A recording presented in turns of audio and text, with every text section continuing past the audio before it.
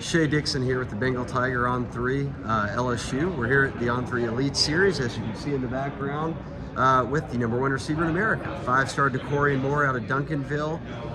Been committed to LSU for, I guess, August until recently, 6 months or so. Went out and played your year at Duncanville, had a phenomenal track season. And 2 of your teammates, Colin Simmons goes to Texas, and obviously Caden Durham goes to LSU. There's so many Duncanville kids that are going to colleges, so slip there for a second. Caden had a phenomenal track season as well. Congrats to you guys at Duncanville. But those boys are seniors. They're heading off to college. You've got another year in front of you. I think it's a good chance for you to speak on to LSU fans or in general of why it made sense to say, hey, look, I love LSU. I committed to them, but I want to reopen things and look around. What kind of went into that decision? Because from talking to you, it wasn't easy. Obviously, yeah, it wasn't an easy decision. Since I was little, I always wanted to go to LSU. My wide receiver idol is Odell Beckham. I feel like I compare him real well, and I just liked his style of play since I was real little. So I always wanted to go to LSU. And after taking the visits that I have and seeing all the opportunities and options that I have, and just the variety of players that I can play with and all these other things, so I just ultimately came down to that decision that LSU might not be the best option for me, but if it is, I'm going to determine that with a fair chance with everybody. Sure. I think it surprised a lot of people when you committed to LSU. Take us back to then when I think a lot of people didn't even see an announcement coming. All of a sudden you had committed. What was that day like? Which was only a few days after Caden and Colin. Yeah. I talked to Caden, days before he committed to LSU. So we both had that connection that we was going to go in and do it. We've been talking about how we want to play at the same school and stuff like that. Just continuing that duo, that wide receiver, running back duo.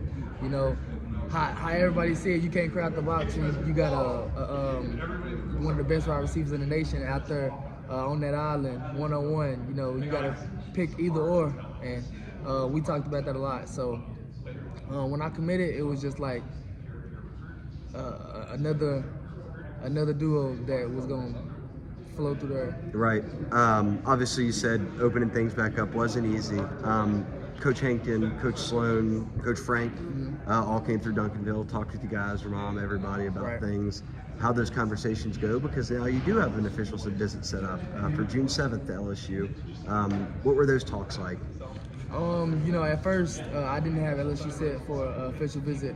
I had my 3 schools, but I don't think LSU was having that. After being one of the biggest recruits that they've ever had, they definitely showed me why they want me. And after coming down there, I felt that all 3 of them came down there. Frank, Hank, and Sloan. The big 3. That is the big 3. They came down there and it was like they was tag teaming me, throwing things at me, here. They was just taking turns with it. But ultimately, after hearing what they had to say, I felt like I needed to take that visit and really see what they have to offer. What y'all don't hear is his mom laughing here in the background. The big 3 that rolled through and locked in a visit. When you think of LSU, and you just talked about Texas, LSU has Jamie French and Khalif Lockett coming in this weekend for an official visit. You'll be in the weekend after. A lot of schools chasing these same guys. But Bryce Underwood, Harlan Berry, you, when you were committed, how does that play in when you look around at other guys you're coming in with, whether it's LSU or anywhere? I would say with it being LSU, me, Bryce, Harlem, we all started that wave of just commits, flowing through LSU. I think we set it off, being the top ranked people in our position. Not LSU, Jamie French and Khalif Lockett are obviously 2 great wide receivers who I would love to play with. I didn't play with them, played against them, seen how good they are on the field, and just been around them outside of football. So I definitely like the vibes that I get from around them. We locked in. We talk about playing together all the time. So I would say it's something that can happen, and we'll dominate whatever conference it is that we come across. The Bayou Splash, I think, is where all that started Right. last year around July when LSU started to get red hot in recruiting. Yep. A couple more here. One, who's faster, you or Caden Durham? I'm always the fastest person who ever come through Duncanville High School. Now I'm playing. Tom showed that he is faster than me, but I tell him all the time that I'm gonna. He's a be year older though. Huh? He's a year older though. I tell him that as well. I don't have an extra year. We both had our last year this year.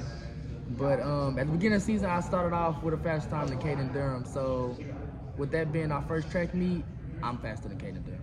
For people who don't know, Jelani Watkins, all these guys, then the North Shore guys, Tascasita obviously, and Duncanville. Texas track was a little different in outdoors this spring. Man, forget this spring, this year. Yeah. It's been going off since we started, since before track season even started this year. We've been seeing the speed on the football field.